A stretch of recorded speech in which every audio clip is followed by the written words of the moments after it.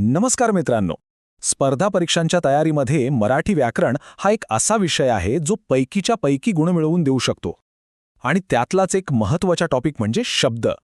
TET असो, CTET असो किंवा एमपीएससी, यावर प्रश्न हमखास असतो. चला तर मग आज हा विषय एकदम सोपा करून टाकूया. आज आपण काय काय पाहणार आहोत त्याची ही एक छोटीशी रूपरेषा आहे. सगळ्यात आधी आपण शब्दाची ओळख करून घेऊ, मग त्याची रचना कशी असते ते बघू. त्यानंतर शब्दांचे प्रकार, परीक्षेसाठी महत्त्वाचे मुद्दे आणि शेवटी मस्त सराव करू. चला सुरू करूया. भाग 1. शब्दाची ओळख आणि व्याख्या. सगळ्यात आधी शब्द म्हणजे नेमकं काय? तर शब्दाची अगदी सोपी व्याख्या आहे अर्थपूर्ण वर्णसमूह. म्हणजे काय तर अक्षरांचा असा समूह ज्याला काहीतरी अर्थ असतो. बरोबर. उदाहरणार्थ घर, शाळा किंवा सुंदर या सगळ्यांना एक निश्चित अर्थ आहे, म्हणून हे शब्द आहेत. व्याकरणाचा अभ्यास करताना हा क्रम लक्षात ठेवणं खूप महत्त्वाचं आहे. सगळ्यात आधी येतो वर्ण म्हणजे अक्षर. अनेक वर्ण एकत्र येऊन बनतो शब्द आणि अनेक अर्थपूर्ण शब्द एकत्र येऊन तयार होतं वाक्य. भाषेचा हाच मूळ पाया आहे. आता वळूया दुसऱ्या भागाकडे, शब्दांची रचना म्हणजेच शब्द तयार कसे होतात. इथे आपण उपसर्ग आणि प्रत्यय या दोन महत्त्वाच्या गोष्टी शिकणार आहोत. उपसर्ग म्हणजे मूळ शब्दाच्या सुरुवातीला लागणारा एखादा अक्षर किंवा अक्षरांचा गट जो शब्दाचा अर्थ बदलून टाकतो. अगदी बरोबर. उदाहरण बघा, न्याय या शब्दाच्या आधी अ हा उपसर्ग लागला की तयार होतो अन्याय. अर्थ पूर्णपणे बदलला. तसंच शिक्षित या शब्दाला सु हा उपसर्ग लागला की सुशिक्षित हा शब्द तयार होतो. आणि प्रत्यय म्हणजे काय तर उपसर्गाच्या अगदी उलट, हा मूळ शब्दाच्या शेवटी जोडला जातो आणि शब्दाचा अर्थ किंवा त्याचा प्रकार बदलतो. हो, जसं की सुंदर या शब्दाला ता हा प्रत्यय लागला आणि शब्द तयार झाला सुंदरता, किंवा बाल या शब्दाला पण हा प्रत्यय लागून बालपण हा शब्द तयार होतो. परीक्षेसाठी ही एक सोपी ट्रिक लक्षातच ठेवा.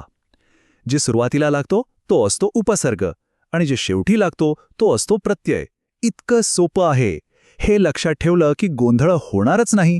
आता येतोय या टॉपिकमधला सगळ्यात महत्त्वाचा भाग, विकारी आणि अविकारी शब्द. यावर परीक्षेमध्ये प्रश्न असतो, त्यामुळे नीट लक्ष द्या. या दोन प्रकारांमध्ये एक खूप सोपा फरक आहे. विकारी शब्द नावाप्रमाणेच ज्यांच्यात विकार म्हणजे बदल होतो. हे शब्द लिंग, वचन किंवा काळानुसार बदलतात. आणि अविकारी म्हणजे अविकार म्हणजे ज्यात कोणताही बदल होत नाही. ते वाक्यात कुठेही आले तरी जसेच्या तसे राहतात. बरोबर. विकारी शब्दांमध्ये येतात नाम, सर्वनाम, विशेषण आणि क्रियापद. आणि अविकारी शब्दांमध्ये येतात उभयान्वयी, क्रियाविशेषण आणि शब्दयोगी अव्यय. चला आता बघूया की परीक्षेच्या दृष्टीने कोणते मुद्दे महत्त्वाचे आहेत आणि कोणत्या चुका टाळायला हव्यात. यामुळे आपले हक्काचे गुण जाणार नाहीत. हो, काही सामान्य चुका आहेत ज्या हमखास होतात, जसं की अविकारी शब्दांना बदलणारे समजणं किंवा उपसर्ग आणि प्रत्यय ओळखताना गोंधळ होणं, नाम आणि विशेषण यातला फरक न कळणं. या अशा छोट्या छोट्या चुका टाळल्या पाहिजेत. मागच्या काही प्रश्नपत्रिका बघितल्या ना की एक पॅटर्न लक्षात येतो. शब्दाच्या व्याख्येवर थेट प्रश्न विचारला जातो. उपसर्ग किंवा प्रत्यय ओळखायला 1-2 प्रश्न नक्की असतात. आणि हो, विकारी आणि अविकारी शब्दांमधला फरक ओळखायला तर हमखास सांगितलं जातं. आणि आता सगळ्यात महत्त्वाचा भाग, सराव आणि उजळणी. आत्तापर्यंत जे काही शिकलो ते तपासून पाहण्याची वेळ आलीये. तयार आहात ना? चला तर मग. चला पहिला प्रश्न बघूया. अर्थपूर्ण वर्णसमूह याला काय म्हणतात? पर्याय आहेत ए वाक्य, बी शब्द, सी वर्ण आणि डी अक्षर. विचार करा. अगदी बरोबर. उत्तर आहे बी शब्द. आपण ही व्याख्या सगळ्यात सुरुवातीलाच पाहिली होती.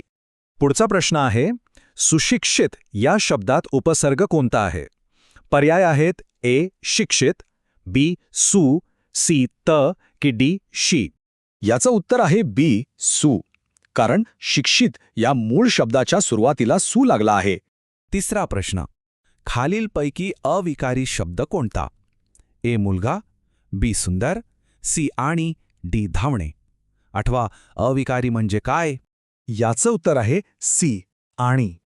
कारण आणि हे उभयान्वयी अव्यय आहे ज्याचं रूप कधीच बदलत नाही. मुलगाचं मुलगी होतं, सुंदरचं सुंदरच राहतं, पण ते विशेषण आहे. धावण्याचं धावतं होतं, पण आणि हा शब्द तसाच राहतो. आणि हा शेवटचा प्रश्न, बालपण या शब्दात प्रत्यय कोणता आहे? ए बाल, बी पण, सी बा की डी लप? एकदम बरोबर. उत्तर आहे बी पण, कारण बाल या मूळ शब्दाच्या शेवटी पण हा प्रत्यय लागला आहे. चला तर एका मिनिटात सगळं परत आठवण घेऊया.